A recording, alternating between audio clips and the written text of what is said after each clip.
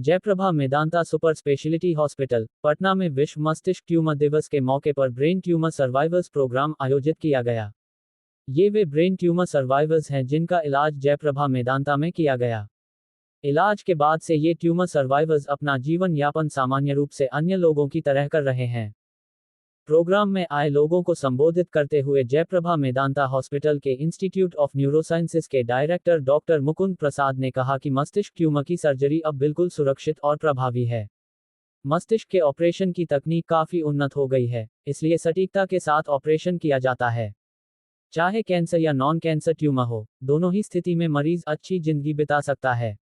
उन्होंने कहा कि अब ट्यूमर लाइलाज नहीं है, इसके ऑपरेशन से डरने की जरूरत नहीं है। शुरुआती दौर में ट्यूमर का ऑपरेशन हो जाने से ये पूर्ण रूप से ठीक हो सकता है।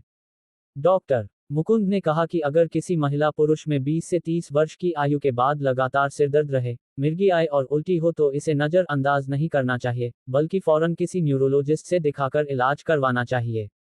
इस स्थिति में सीटी स्कैन में ये बीमारी पकड़ में आ जाती है। ट्यूमर दवा से ठीक नहीं होता, इसका इलाज ऑपरेशन से ही संभव है।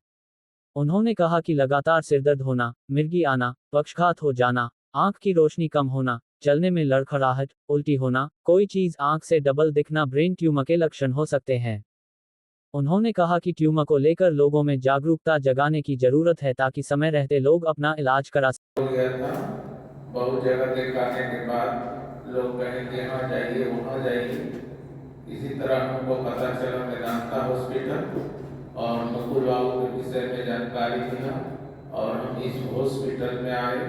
हमें हर तरह से जांच पड़ताल करने के बाद डॉक्टर साहब बताए कि बहुत डेंजर है, इसको होश में रख के ही ऑपरेशन किया जाएगा। बाएं साइड ट्यूमर है, यहीं से इंसान को सर्वनाश होता है, बोलने चलने का क्षमता यहीं से होता है, पैरालिसिस भी मरने का डर है। इसलिए इसको होश में ही इसको ऑपरेशन किया जाएगा।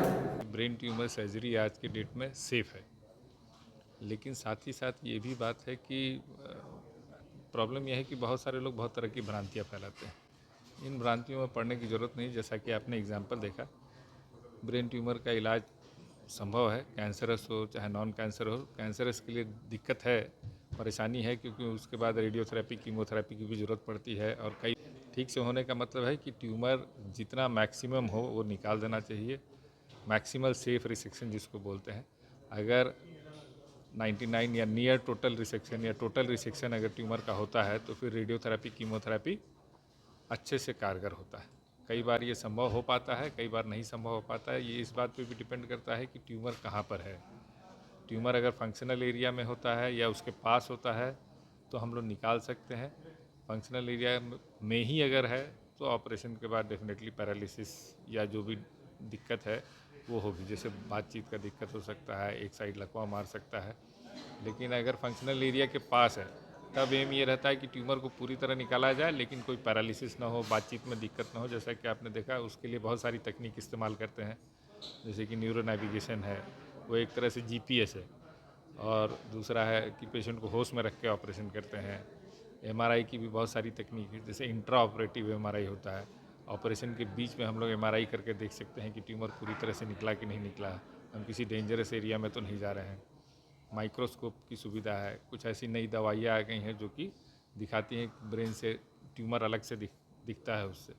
तो इन सब तकनीक की वजह से ब्रेन ट्यूमर का इलाज आज की डेट में संभव है। दूसरा जो इम्पॉर्टेंट डेवलपमेंट है वो ये है कि कई तरह के नए कीमोथेरेपी और रेडियोथेरेपी प्रोटोकॉल्स आ गए हैं, जिससे और इफ़ेक्टिव तरीके से कैंसरस ट्यूमर्स का इलाज संभव होता है। सबसे कॉमन लक्षण है या तो मिर्गी होता है या फिर सिर दर्द होता है। लेकिन इसमें ये भी जानने की ज़रूरत है कि हर सिर दर्द जो है ब्रेन ट्यूमर के कारण नहीं होता है।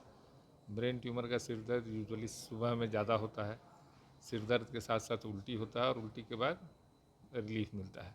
ब्रेन ट्यूमर का जो दर्द होता है उसके साथ साथ और भी लक्षण होते हैं, जैसे एक साइड का पैरालिसिस या कमजोरी, चलने में लड़खड़ाहट, बिहेवियर में चेंज, सुनने में दिक्कत, आँखों की रोशनी चले जाना। तो इनका कॉम्बिनेशन या सिंगल रूप से अगर हो तो वो ब्रेन ट्यूमर हो सकता है। सही बोली। जैसे कि हमने रिसेंटली एक पेशेंट देखा ओपीडी में, जो 26 साल की लेडी थी। उनको एक ब्रेन ट्यूमर था जो कि सादा गांठ था, अभी सादा गांठ, और ये बात हमने फिर डिटेल में बात की उनसे, तो उनको पता चला कि ये 3-4 साल से उनको है, और वो बस दवाई किए जा रहे हैं, दवाई का इलाज कोई उनको दे रहा है, या जो कि न्यूरोसर्जन नहीं है, जो डॉक्टर न्यूरोसर्जन नहीं है वो उनको दवाई दे।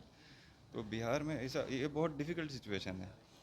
डिफ़िकल्ट सिचुएशन इसलिए कि पेशेंट को प्रॉब्लम हो रहा है, प्रॉब्लम बढ़ती जा रही है, निकाला जा सकता है। और अभी यहाँ पे भी बिहार में भी, और स्पेशली मेदांता में सारा सुविधाओं के साथ वो ट्यूमर को निकालने का पूरा सॉल्यूशन है, उसका सॉल्यूशन, बट उनको वो बात पता नहीं है।